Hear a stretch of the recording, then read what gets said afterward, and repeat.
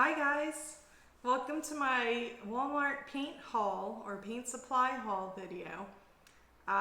The other day I had this bright idea. I'm looking for another creative outlet. I play piano and I sing, but I'd really like to get my feet wet in other sorts of art.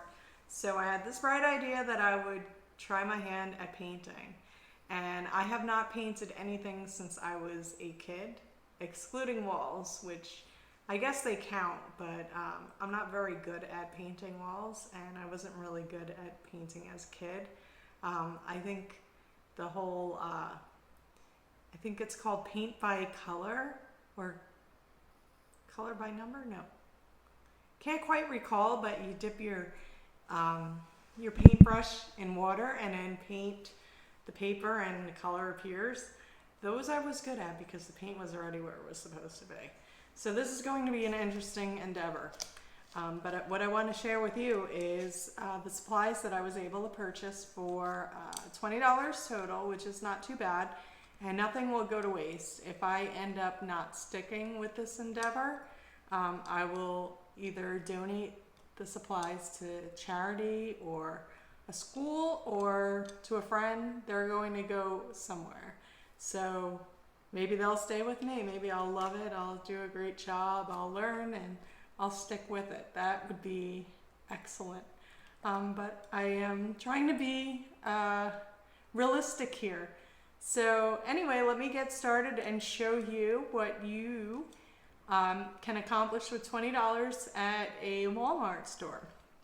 So the first thing that I did was I went over the craft section, and I had looked up some tips, some blog articles on Pinterest this morning, just to get an idea of the things that I would need to get started. And first thing that came up was paint, of course. And so I chose craft paint. I had read that you don't need to buy tubes of acrylic paint when you're first starting, because obviously it's all practice. If you are an artist where you're going to actually be displaying your art or giving it away as gifts or selling it, you're probably going to use higher quality paints. But I went with the cheapest stuff that I could find because I'm probably not going to be that great to begin with. But we'll see. I should be positive about this.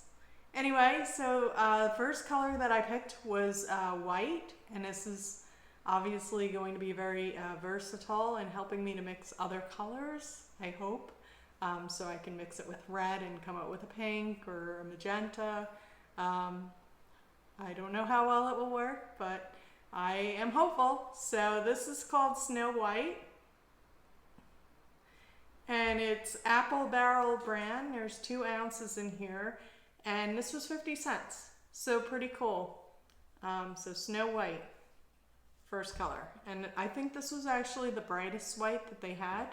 So next color I went with was bright red. And I just kind of followed the colors of the rainbow, if you will. Thinking along the lines of what mixes with what to make other colors. So naturally, next color I chose was this one, and this is called Sunny Day, and I went with this color purely because it was called Sunny Day, and I needed that positivity. So 50 cents again, same brand, everything's Apple Barrel, and so hopefully I can mix these 2 colors together and come up with orange. We'll find out. So the next color I picked, I realized in the car on the way back that I technically should be able to create these if my teacher was telling the truth. In 8th grade art, I picked up this marsh green. And a funny side story, forget the fact that I think I could mix blue and yellow to make green. They had this Christmas green color, which I actually liked a little better. But out of principle, I refused to buy the Christmas green because it is mid-October And that Walmart had Christmas displays everywhere. When I walked in, there were Christmas trees.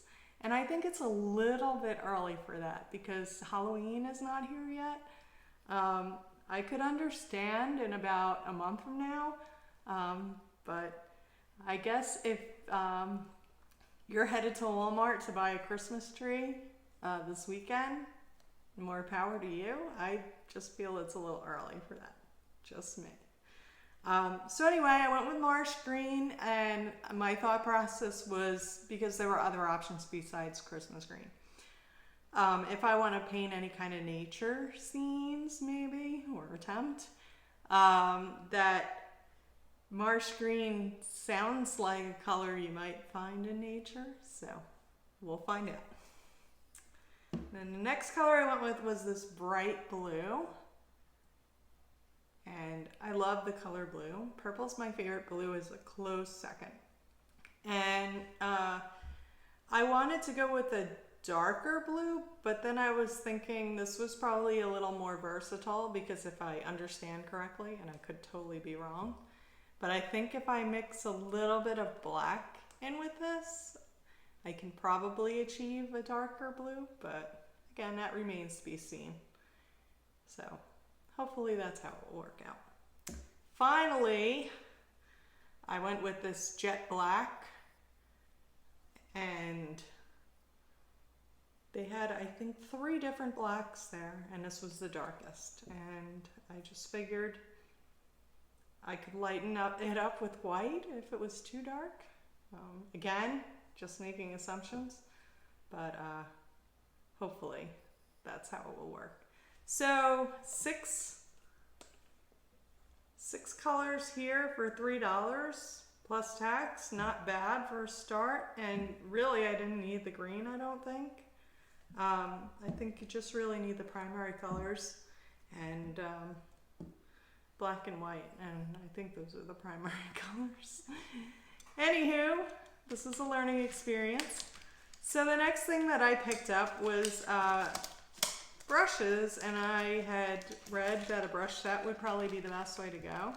So I picked up this brush set.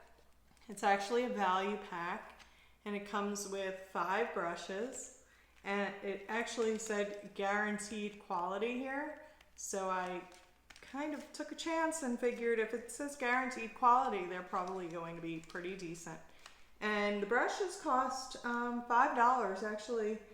I think that's a really good deal. I don't have anything to compare to.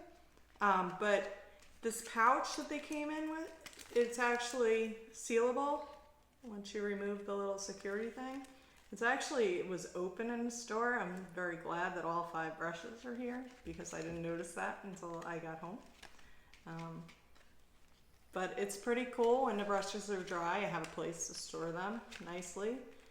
And so 5 brushes of varying size. We've got like this really small one, and then this one, and then these 3 are flat in various sizes. So that's pretty cool. Again, I don't really know much about this, but they seem like they're good options. Oh, there's the big one. And pretty long. They're all a decent length. So, about the same. And the handles are wood, and they're coated. No splinters happening here.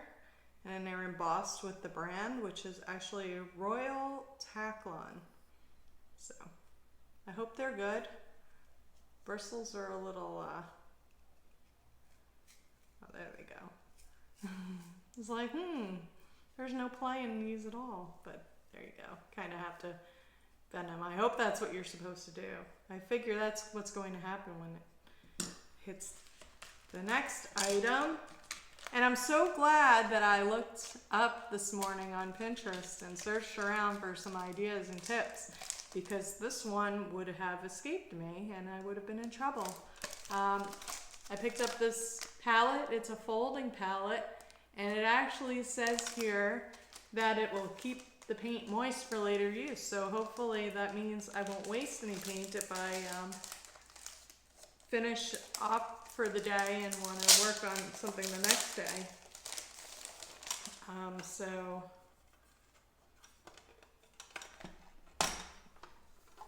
pretty cool.